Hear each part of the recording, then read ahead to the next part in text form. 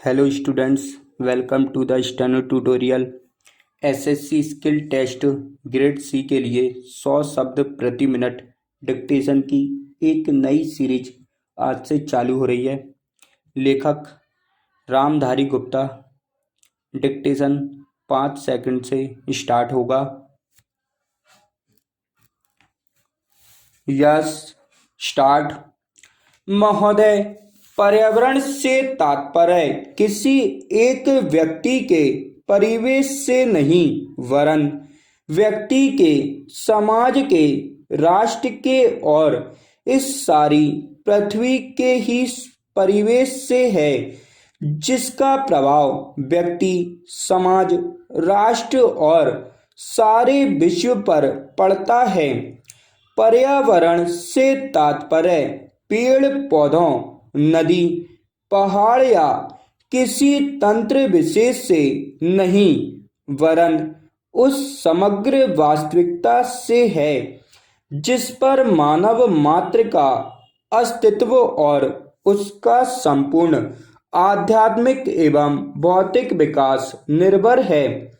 अस्तित्व केवल शारीरिक स्वास्थ्य ही नहीं, मानसिक भी। स्वस्थ शरीर में स्वस्थ मन ही अच्छे स्वास्थ्य की परिभाषा है। शारीरिक स्वास्थ्य हमारे आहार पर निर्भर है, जिसका स्रोत इस पृथ्वी का जल थल वायुमंडल है। मानसिक स्वास्थ्य भी प्रकारांतर से इन्हीं पर निर्भर है, क्योंकि जैसा खाए अन्न वैसा बने।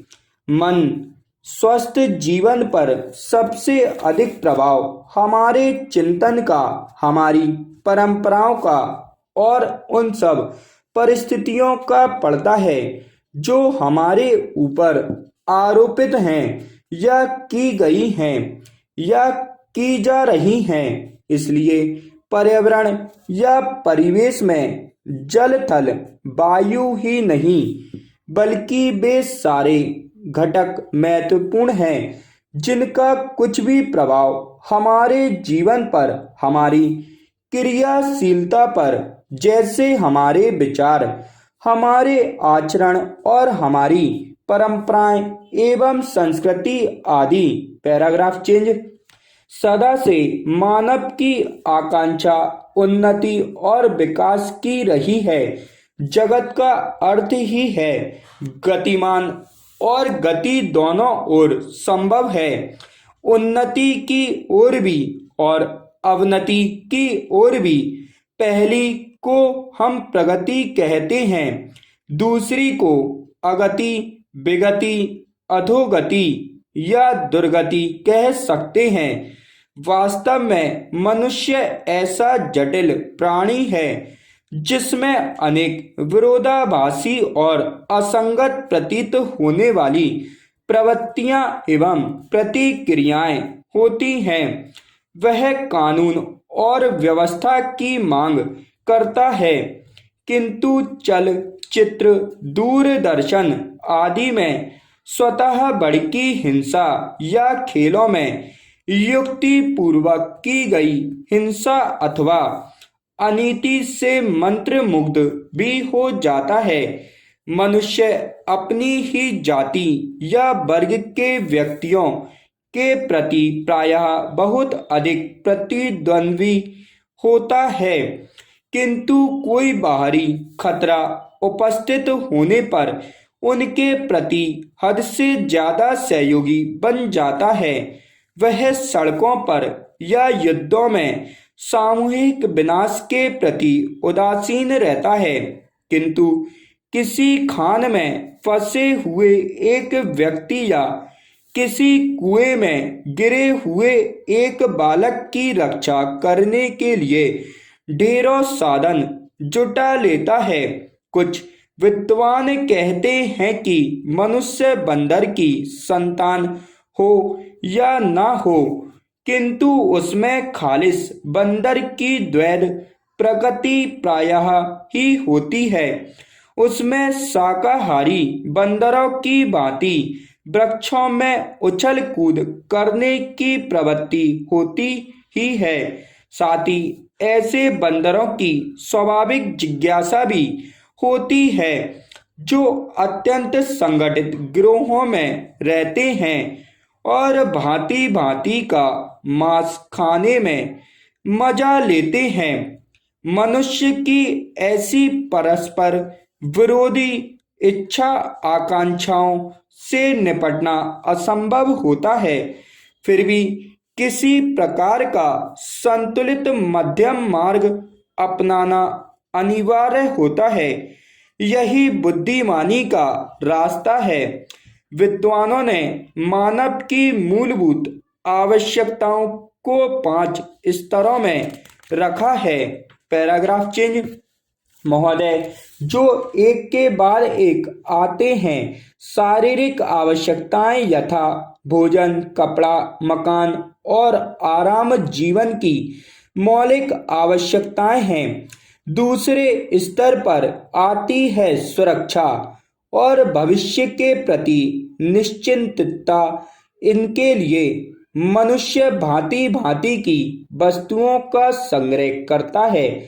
फिर है सामाजिक आवश्यकताएं, जैसे अपने परिवार के भीतर और फिर बाहर के दूसरे लोगों से अच्छे संबंध बनाए रखने के लिए सामाजिक, आर्थिक, राजनैतिक और मनोरंजनात्मक संगठन बनाना। चौथे स्तर पर हैं अहम संबंधी आवश्यकताएं, जैसे आत्मसम्मान, आत्मविश्वास और आत्मतुष्टि आदि। आत्म परितोष अर्थात उन्नति, विकास और ख्याति प्राप्ति की क्षमताओं को साकार करना व्यक्ति की अंतिम और उच्चतम अपेक्षाएं हैं। इन आवश्यकताओं की पूर्ति के लिए मनुष्य अपने आसपास उपलब्ध पर्यावरण का दोहन करता है। जल, थल, वायु ही नहीं, पेड़ पौधों, पशु पक्षी, जीव जंतुओं तक का उपयोग करता है। सभी शक्तियों का, यहाँ तक कि सबल व्यक्ति अपने से निर्बल व्यक्तियों तक का दोहन करता है, जो शोषण की सीमा तक पहुंच जाता है। इसके लिए भांति भांति की तकनीकें खोजी और अपनाई जाती हैं। पैराग्राफ चिन्ह। प्रौद्योगिकी ने मनुष्य को भांति भांति की आवश्यकता की वस्तुएं अभूतपूर्व प्रचुरता से देकर संतुष्ट किया है और आवश्यकता की सीमा रेखा भी खिसकाई है। विलासिता और सजावट की ऐसी सामग्री भी दी है जो अब बहुत कुछ आवश्यकताओं में गिनी जाने लगी है। स्वचाल वाहन, दूरदर्शन, धुलाई मशीन, सफाई मशीन, सिलाई मशीन, स्टोव, चूल्हे, मिक्सी, फ्रिज आदि आदि अब बहुत से लोगों के लिए अनिवार्य आवश्यकता की कोटि में आ गई हैं। तकनीकी और प्रौद्योगिकी से यह सब संभव हुआ है, किंतु एक ऐसा अल्प वर्ग भी है जिसके लिए विलासिता आवश्यकता की कोटि में आ चुकी है। विज्ञान की जन समुदाय के लिए तो मौलिक न्यूनतम आवश्यकताएं भी विलासिता ही बनी हुई हैं। औद्योगिकीकरण के सहारे मनुष्य ने जितना भी विकास किया है उसे वह उन्नति कहकर संतोष करने लगता है और अपनी द्वैध प्रकृति के कारण यह ध्यान नहीं देता कि इस विकास से वर्ग भेद पनपा है। अमीरी गरीबी के बीच की खाई चौड़ी हुई है। जो व्यक्ति मानव की समानता, समाजवाद या साम्यवाद के गीत गाता है, वही अपनी द्वैध प्रकृति के कारण अपने पर्यावरण, यहाँ तक कि मानव के भी शोषण के नए तरीके खोजता है। यह शोषण बलात्कार की सीमा तक पहुंच गया है।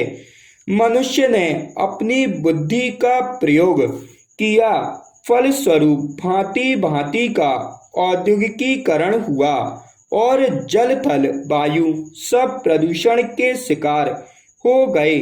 जितना ही अधिक विकास हुआ उतना ही अधिक विनाश हुआ।